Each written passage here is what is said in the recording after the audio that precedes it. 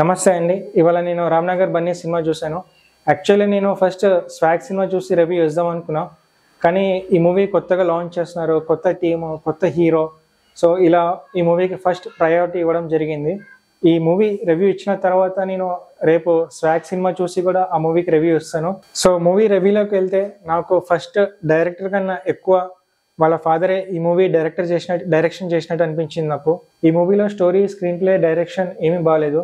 ఫ్రాంక్గా చెప్పాలంటే ఈ మూవీ ఒక 5th క్లాస్ 10th క్లాస్ వాళ్ళ కోసం తీసినట్టుంది మూవీ.